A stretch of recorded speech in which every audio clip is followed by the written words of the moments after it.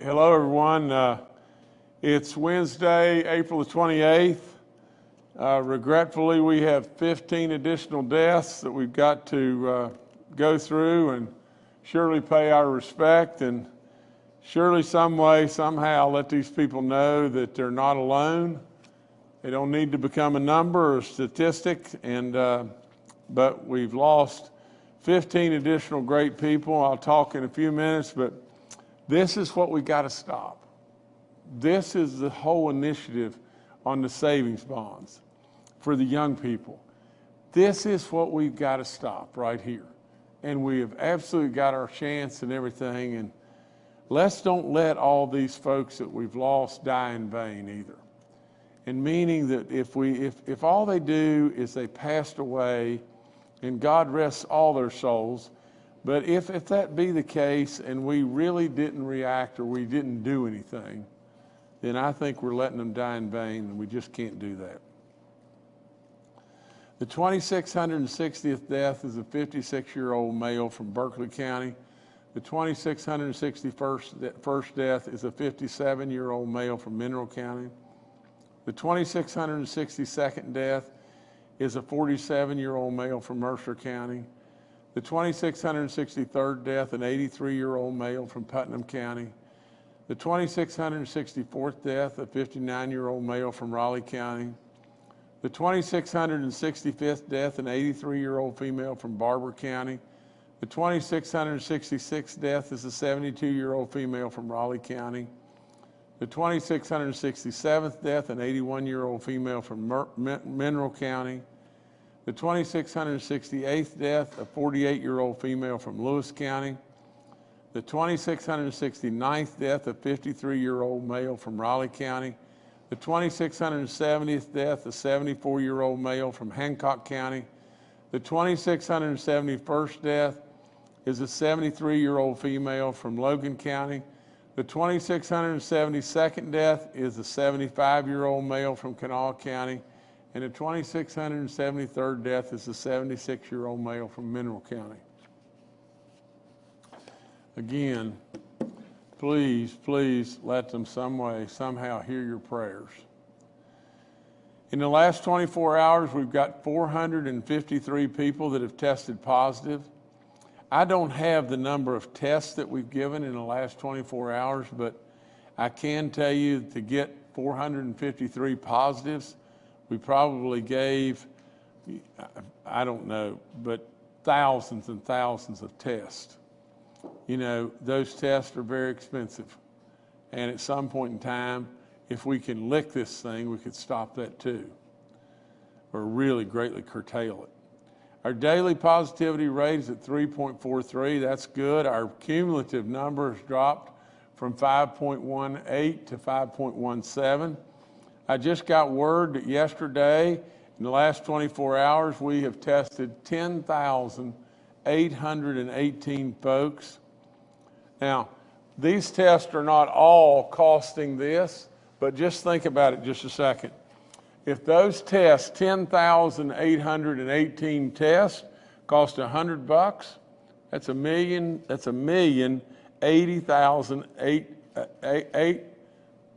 I'm gonna get it right. I think it's $1,080,000 or $81,800. You know, $1,081,800. But if that be the case, if they were all $100, you just think about the magnitude of what that's costing versus the magnitude of my savings bonds. The savings bonds, if we could stop this, are the best money we could ever spend. Our active cases, 7,081.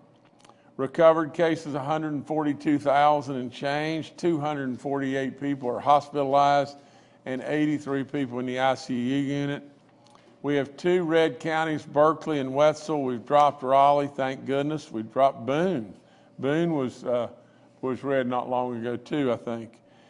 A reminder about 65 and older, if you can please, if you get feeling the least bit sick, go take advantage of this testing and get tested And if you're positive, we can give you these antibodies and save your life if we can catch it early enough. Our vaccine eligibility is 16 and above.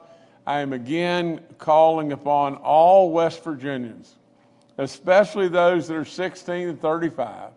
But I'm calling upon all their moms and dads and their grandparents and everyone to urge them to go and do something that is so meaningful, so patriotic, so meaningful. If they will go get tested, I mean, they will go get vaccinated. Absolutely, just think about it. Just step back. Our young people had to stand up a lot of times over the years in West Virginia. Most of the time they were standing up to go to war, and they did it over and over and over.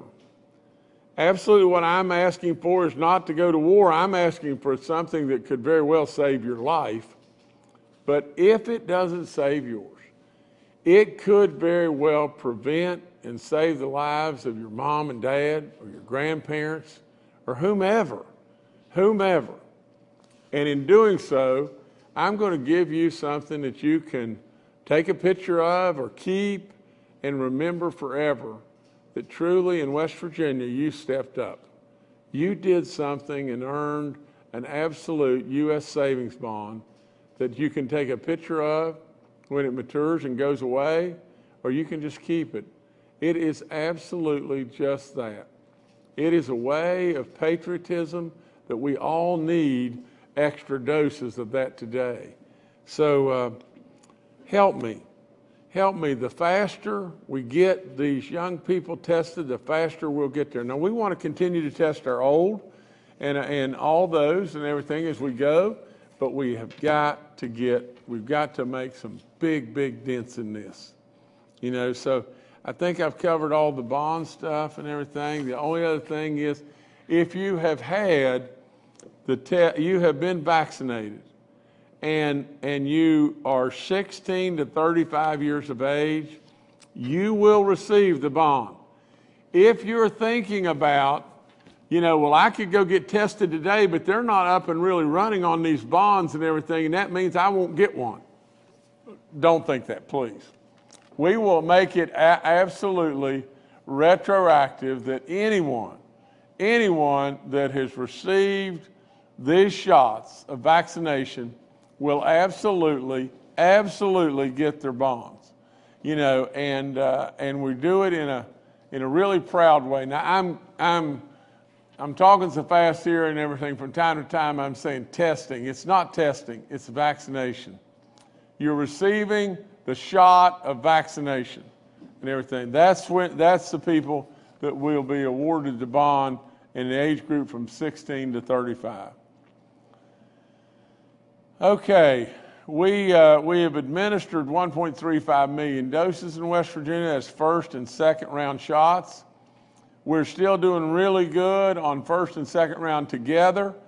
We're doing really not good on recruiting and getting additional people to the table to get their first shot. So that's what we got to do. You know, we have a third of our total population that's been fully vaccinated, over a third, and over 2/3 of the residents that are 65 have been fully vaccinated. You know, for the amount of our population that's received the first shot is 52.2, and both shots are 41.2. And just stay with me on that just 1 second. We all know that anybody that's gotten the first shot is probably on their way to getting the second shot, so that's not a big deal. We really got 52.2% of our population that's vaccinated. Really and truly, if we will really get after this 16 to 35 years of age group, we'll take that 52% number to 70 and absolutely maybe beyond, and we'll get that done really quickly. Now, what will that do for us? Well, I'm not a doctor, but I can tell you just this, that all the medical community tells me if we can get to that kind of number, we'll shut this thing down. And absolutely, as we get close to that, we'll be able to get this mask on. Absolutely, without any question, We are close to getting there, West Virginia, and we got to just keep at it. Think about this number. You know, originally we came out and said if we can get to 75% on those that are 65 and older, are you kidding me? If we could get to 75% on it, wouldn't it be absolutely fabulous? No question. We're at 78.5% right now, and we're on our way trying to get to 85. Now listen to me, young people.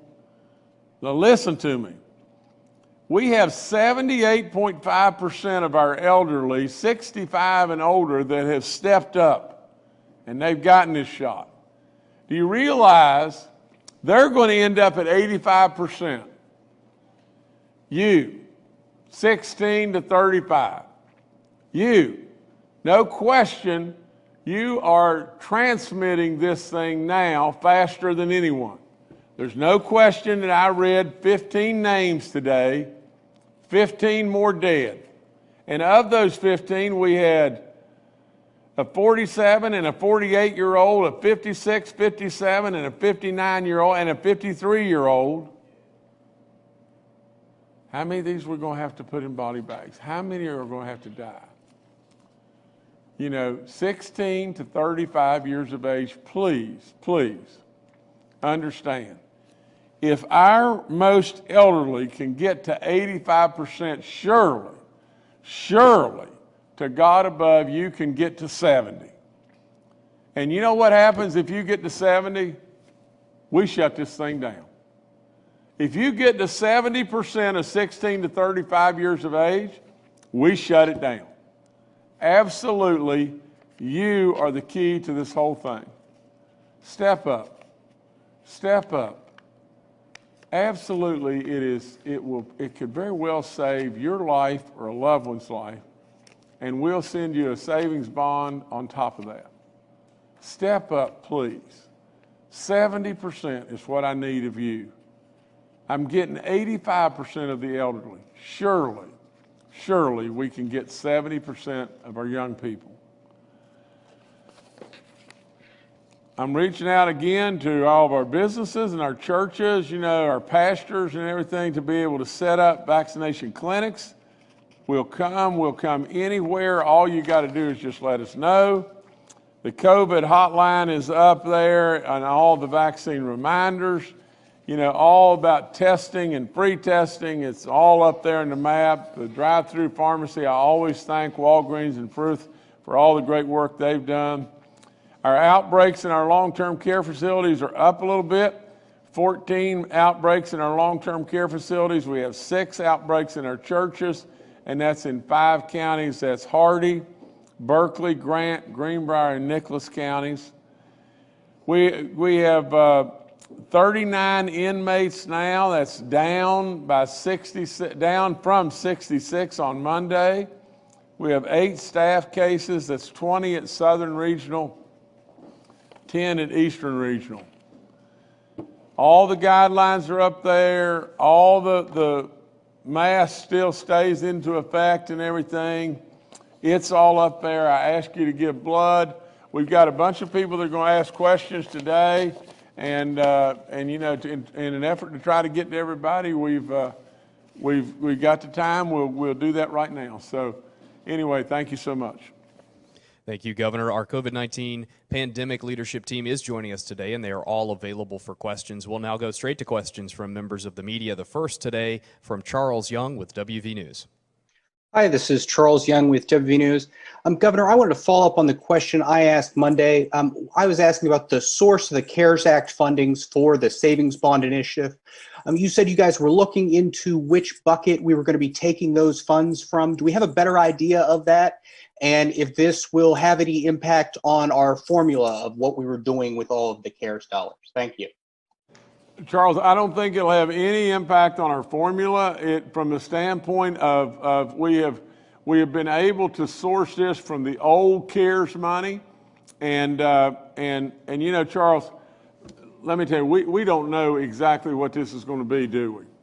I mean, I want everybody to understand, you know, this is an effort to really just address our young people. Now, we don't really know if this number is going to end up at $13 million or it's going to end up at $27 million. But Charles, we do know this, that we do know that the testing yesterday, in the last 24 hours, cost who knows what. I don't really know if that number is 500,000 because I don't know if all the tests were $100 a piece or the number is $1,080,000. But it's a big number. And when you multiply that number times 30 days in a month or every other day, I don't know exactly how the number is calculated and everything, it becomes a gigantic amount every month, every single month. So if we do something here and now that basically eliminates a tremendous amount of deaths and hospitalizations and absolutely all this amounts of testing and everything, not only will it be money very well spent, but good gracious, what you have depended on me for is to find methodologies and come up with ideas and ways that we in West Virginia can protect other West Virginians from this dreaded disease killing us. That's what I'm trying to do. So Charles, I think we've got the money in the old CARES buckets and everything. I don't know exactly where it is and all that kind of stuff, but I think we're good to go there. I don't know exactly how successful this campaign will be, but it will be some level of success. We got to do something. And I continue to try to do anything and everything I can to protect our people. All right, thank you, Charles. Next to Kenny Bass with WCHS and Fox 11. Hi, thanks for taking a moment for my question. Happy belated birthday, Governor. I hope you had a good day yesterday celebrating your birthday. A couple of quick questions. One, will those $100 payments, be they savings bonds or be they $100 bills? People have asked me, and maybe you've said it and I've missed it, so please clarify for me. Is that retroactive to anyone age 16 to 35 who's gotten the vaccine? They will be receiving $100, or just moving forward? If you could clear that up for me, I'd appreciate it. And also, I've been asked to ask about testing at nursing homes, and you talk about the expense. Nursing home workers and staff are being tested, from what I'm told, twice a week still. And that's expensive, number one, but also it can be tiring for someone who works at a nursing home. Is there any conversation going on to maybe moving that for people who are vaccinated to fewer testing opportunities to give a benefit to those workers who've decided to get the vaccine? Thank you. Okay, Kenny, first thing, anybody 16 to 35 years of age that's gotten their vaccine already will be getting a savings bond. It's just that simple. And we're still working through all the wickets as far as, how do we get the savings bonds and how do we achieve all that? You're either going to get the savings bond or you're going to get $100 check from the state or whatever, but it's for real, and it's going to happen, and it's going to come to all those 16 and up to 35 that have received the vaccination, that have already received it or do get it. Now, as far as the nursing home stuff, Kenny, we probably ought to really look at that. We're looking at changing the rules and everything. It seems like continuing to test people that have been fully vaccinated and everything on this regular basis may be a little bit of overkill, but there's not much to getting the testing. But still, it's not the most pleasant thing in the world to do, and I'm sure our elderly would like it if we backed off a little bit on that. So we're looking at it. We'll have to let you know on that one. All right, thank you, Kenny. Next, we'll go to Paul Mullen with WCBC. Good afternoon, Governor. Good afternoon, panel. Do we have statistics available on who may be getting the adverse reaction to the shot, the maybe having the toughest time with the second shot of Moderna or Pfizer, or having a problem with Johnson & Johnson? I've been given some information that the older you are, the less likely you are to have a reaction. Is there anything to that, or was I given bad information? Thank you. Okay, General or Dr. Marsh, maybe y'all can, I know you can handle this a lot better than I. Maybe I'll start, Jim. So Paul, nationally, it's reported, as you correctly point out, that elders who are vaccinated have less side effects or sore arm, feeling crappy the day after than younger people, maybe due to the level of immune response against the vaccine. We also know that people that have previously had COVID-19 who get the series of vaccines oftentimes do have a little bit more of a reaction because their body is already been primed with the initial infection and then with the 2 doses if they choose to take the 2 doses. But what we know is when people do have some additional effects of the second vaccine, instead of looking at that as bad, we should look at that as in some ways positive, because it means that your immune system is very vigorously reacting against the vaccine, so in very specific ways, so that it will recognize the virus if it comes in an even more aggressive manner. But in general, any really severe side effects from the vaccine, first or second dose, are extremely, extremely rare. And as we've talked about many times, these vaccines are amazingly safe.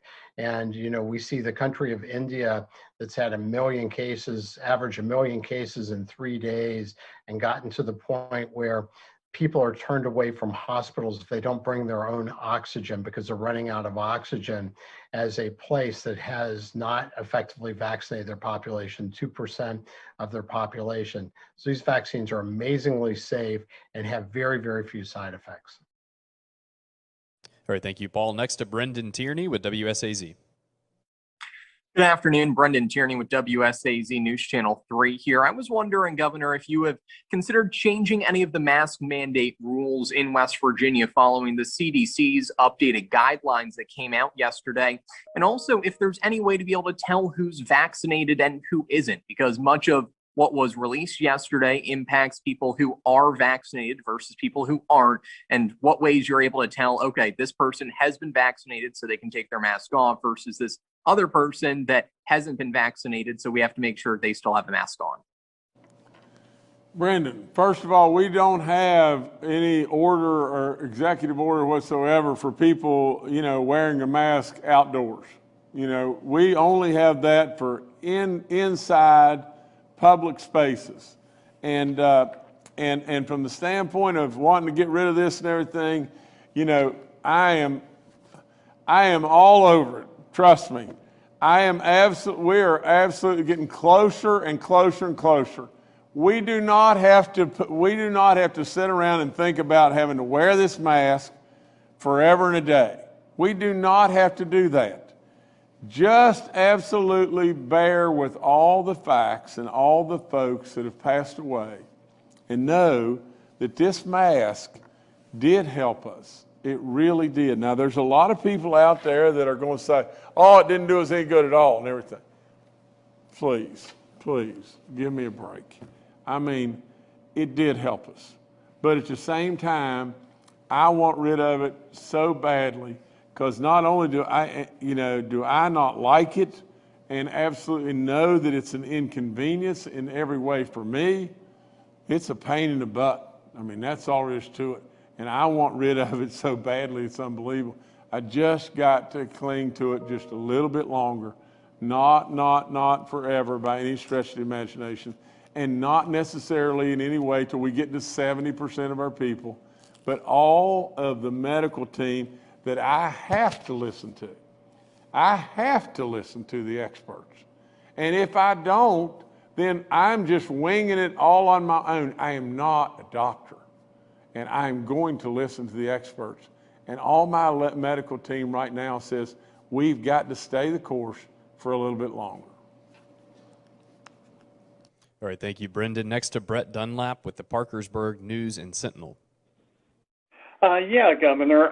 We're coming up to that time of year when people, students from who are going to school out of state, and the snowbirds are going to be returning home. I was wondering if there was any way right now that the state is being able to keep track if they were vaccinated, where they go to school or where they go for the winter, if that's tracked anyway for the state's vaccination totals, and for the students, would they qualify for one of the bonds if they were vaccinated where they went to school out of state?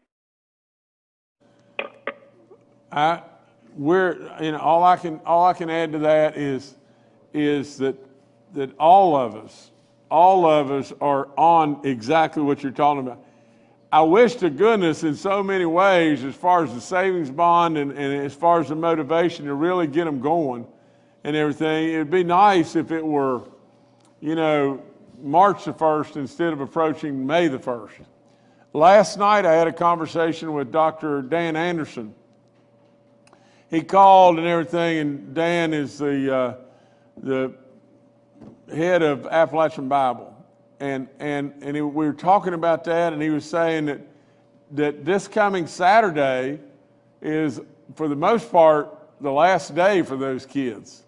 And so, we have been all over trying to figure a methodology to be able to do what you're talking about. If they were to be vaccinated at home and they can show us proof of that and everything, they're coming back into West Virginia to school, I'd be all for them getting their savings bonds. But what we need to do is we need to just have a little bit more time to work out more details with the Department of Ed and all the people.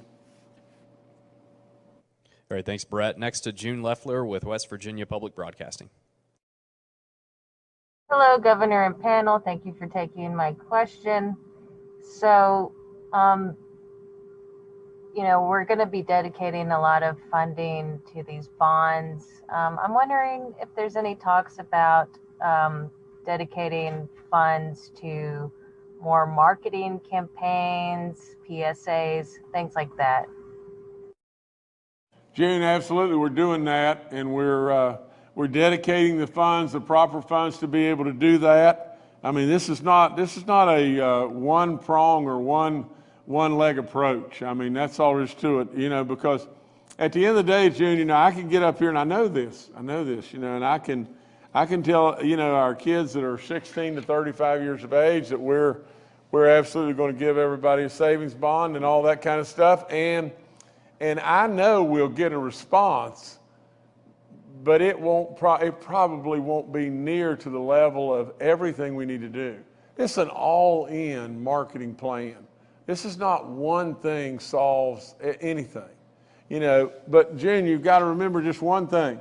Here's a number to really just put in the back of your mind and think about it. DHHR has just notified me in the last 2 months. In the last 2 months, we've spent between $19 and $22 million in the last 2 months on testing. In 2 months, we have spent $19 to $22 million.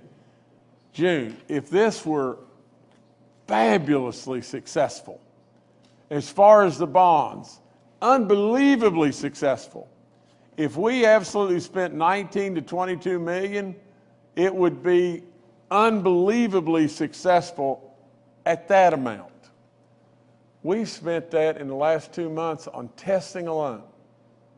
Now, June, if I could spend that amount on a marketing deal to where I could really inflict some level of patriotism and pull it off to where I could get 19 million expenditure to 22 million, and that would amount to 190,000 to 220,000 16 to 35-year-olds. June, we'd shut this thing down. We'd stop it. We'd stop it right in its tracks. Now, you tell me. I mean, any marketing plan, this is an all-in approach, it's just one part. But absolutely, you tell me, if you were sitting in this chair and you knew that for the amount of money that we've spent on testing alone for 2 months, and we've got the money, we could, if we have real success with our 16 to 35-year-olds, We could shut this thing down in June. That does not take into account how many are hospitalized. What's the cost of those hospitalizations? How many people die?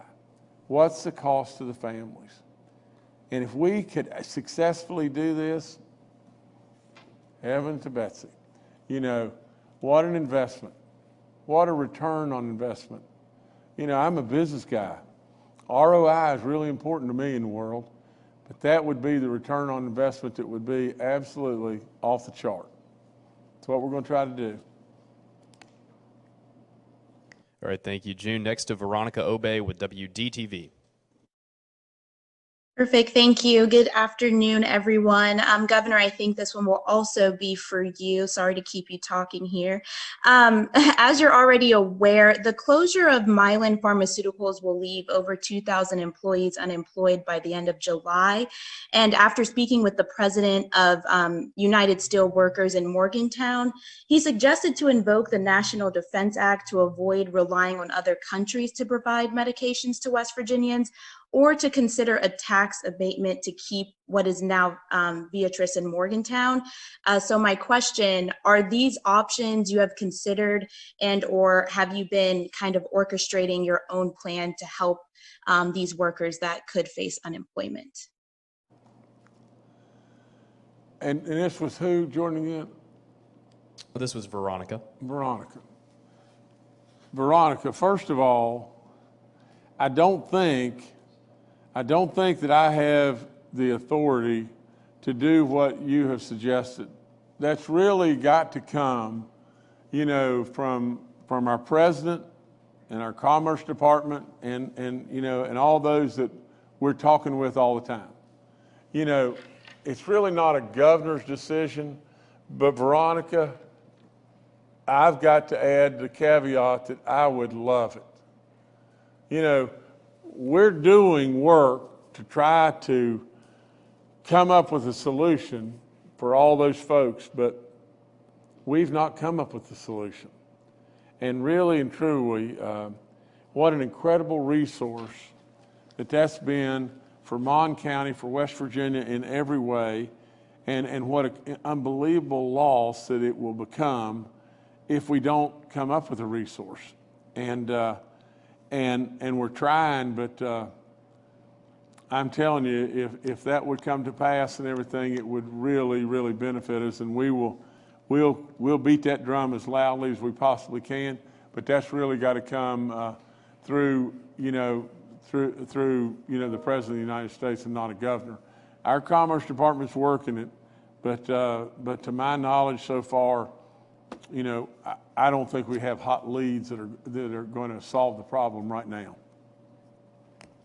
All right, thank you, Veronica. Next to David Beard with the Dominion Post. Hi, I was absent Monday, so you may have already answered my question, and the governor may have just answered it a few minutes ago, but I didn't quite catch it. So if I could get a reminder, how many people age 16 to 35 do we have in the state? And do we know how many of them have already been vaccinated, so to make up the difference? Thanks. David, I think I can take that. I think we've got approximately 380,000. See, David, watch how this math works. And I did this while I was sitting here just the other day. But this is really neat how this works. If you take a population that's eligible, people that are eligible to take the vaccine, 1,470,000. Those are eligible, okay? Now, of those eligible, let's just say we've gotten shots in the arms, you know, that are first round shots that I'm assuming people are going to get second round of 800,000. I'm just rounding a little bit to make it really simple. All right, now, if you do this, if you step back to the population of 1,470,000 that are eligible today, and you take 40% of that number, and Kenny Bass mentioned this, and I loved the question, and I loved the whole idea. But he said 40% of them may not take the vaccine, okay? And of that, or may possibly not take it, of that 40% that may not take the vaccine. That's 588,000, right? Now, we've been through this. That's when I said, then I wrote on the paper, beat 588 ... bad. Okay. Now, just stay with me just one second. If we've got right at 800,000 are vaccinated, you know, and what we want to do is we want to go out with and then there's 380,000 that are age 16 to 35. And let's round again. Let's say 80,000 of those have already had their vaccination. Okay? So now that takes us down to 300,000. All right, now you got 300,000 that are out there. 300,000 that haven't had the vaccine and are 16 to 35 years of age. If 70% of them, now think about it, if I can get to 70% of them, now this older people, 65 plus, are going to be at 85. But if I can get to 70% of that 300,000, one part of your question was, how many people 16 to 35 have already taken their vaccine? I'd say it's really close to 80,000. Okay, if I can take 70% of 300,000 that's left, that gives me 210,000. Now watch what happens here, David, because this is the ticket right here. You take 210,000 and add that to 800,000 that have already taken their vaccine, and that puts me at 1,100,000 people. No, I'm sorry, 1,010,000. That's right, 1,010,000. Okay, that then will have their vaccine in their arm. Now, guys, do this for me. Take 1,010,000 and divide it by the total that's eligible, 1,470,000, and tell me what that percentage is. That's 68% of the whole population. Now, David, if we can get to that, all this goes. Absolutely, our medical experts are going to tell us that that in itself will absolutely cripple this disease. Absolutely, it will enable me to read almost a lot less names. And what's going to happen, David, if we don't do this? If we don't do this, the variants are going to probably catch us. Absolutely, you're going to have all kinds of issues. Kids, absolutely, that are going to end up with COVID and not even know they've got it, may very well end up with side effects as they go through their life, maybe even heart issues or whatever it may be. You know, I'm not an alarmist. I don't come on here and scare people. All I do is tell people the truth. The whole thing in a nutshell is if we don't do this and we don't achieve this, without any question, we're going to have consequences. The level of consequences could be phenomenal. The answer to your questions, David, one more time, is just simply this. 380,000 total. We vaccinated right at 80. That leaves 300 left. If we get 70% of the ones that are left, that gives us 210,000. It cost, in savings bonds, $21 million. We spent 19 to 22 in the last 2 months on testing. Best deal in the history of the world. It shuts the thing down, and then you know the last thing it does? It makes that 588 go down by, and let me get this right, it goes down to 460,000. It basically cuts into the 588, 128,000 people. So we have then beaten 588 bad, and we have absolutely stopped this thing almost cold in its tracks. We've got rid of the mask, and every day that goes by, we will continue to vaccinate people from 35 to whatever age, and it'll make it even better. So, at the end of that day, that's the math, David. Absolutely, it'll work. It'll work. We got to get there. We need you. We need you to help us. Thanks a bunch.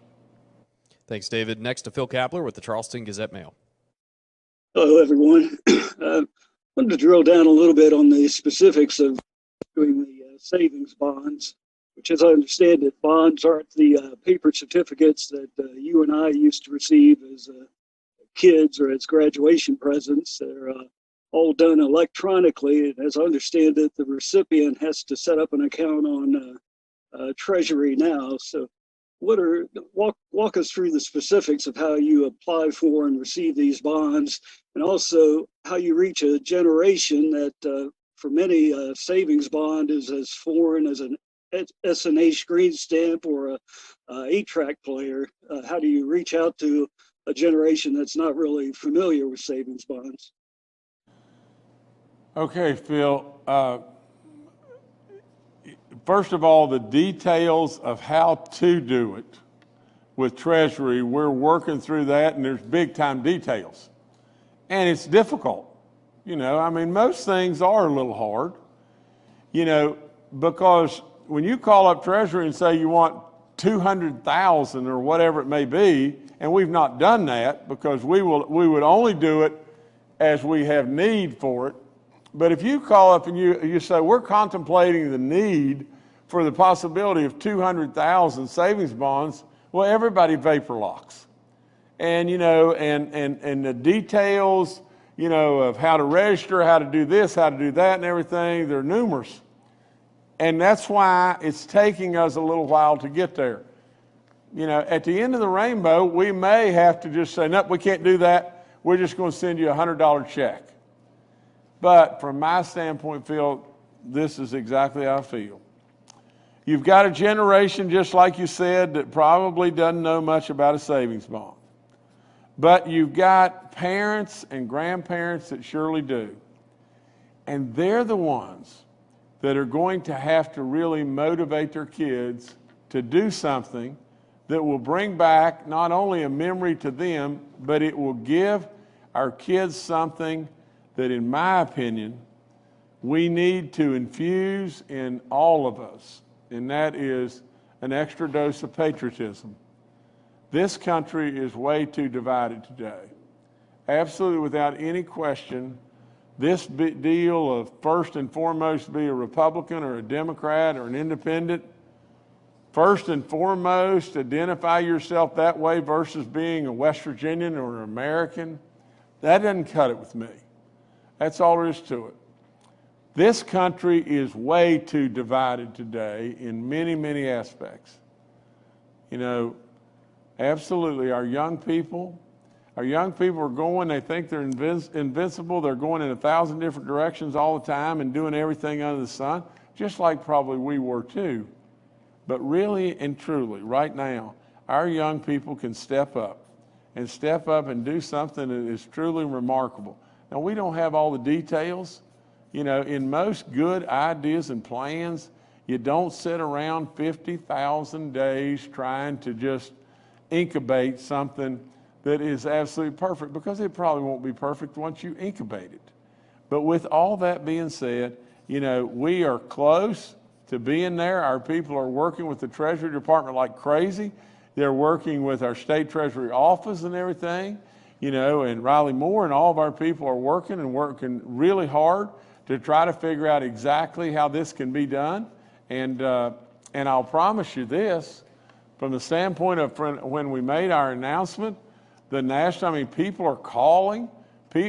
Just think about it. I was on the phone with the governor of Kentucky, Andy Beshear.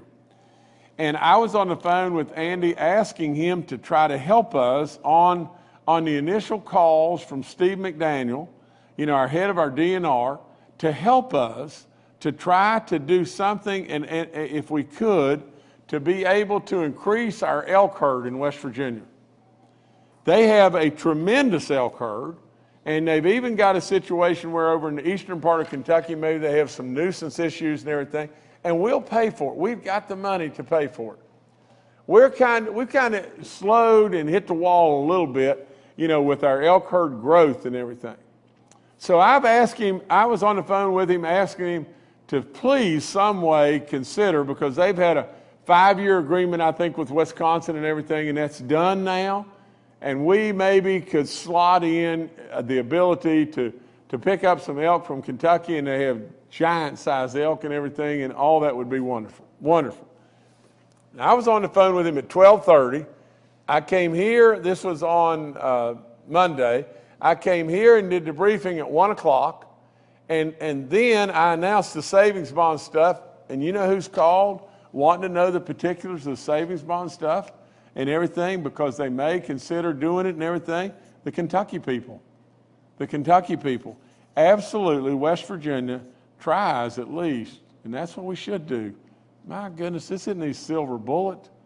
I mean, there's no silver bullet, but you got to try. You got to try. And so that's what we're trying to do. All right, thanks, Phil. Governor, I'll turn it back to you. Oh gosh, I didn't expect you to just come right back right then, but the only real notes I have, that I've made during the briefing today is just this. And I don't mean this to sound snotty, but I would just say just this. How many experts are we going to have? How many people are we going to have report to you over and over and over, West Virginia, just this, that people that get this vaccine are living. The likelihood of you having an issue from this vaccine is almost nothing. These vaccines are incredibly great. The success is unbelievable.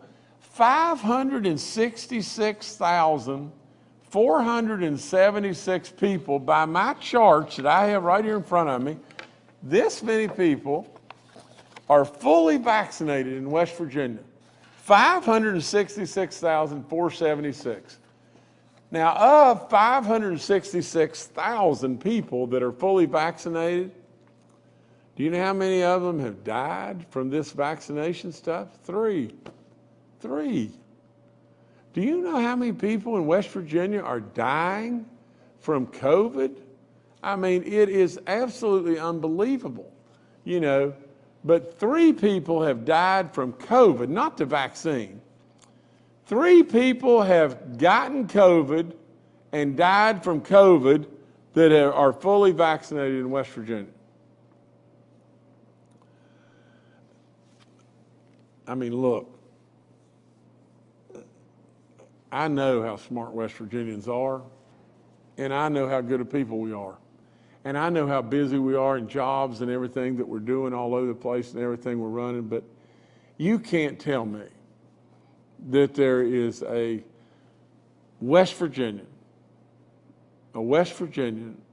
that's smart and just an average West Virginian that would possibly argue that they can't take this vaccine because they're worried about it. They're worried about getting COVID or whatever like that and dying from this. It is absolutely silly. I mean, please just turn on Fox or CNN or whatever and watch the TV just a little bit and look at what's going on in India or all kinds of places. I mean, and you really absolutely think West Virginia is immune? West Virginia is the 3rd oldest state in the country. In addition to that, it has the most chronic illnesses. It doesn't have an ocean to protect us.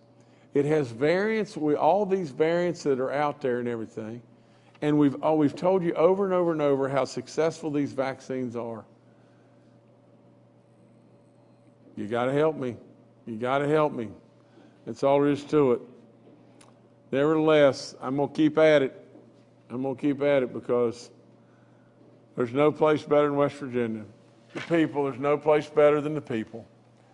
We just got to protect us. Look out for each other. Thank you so much.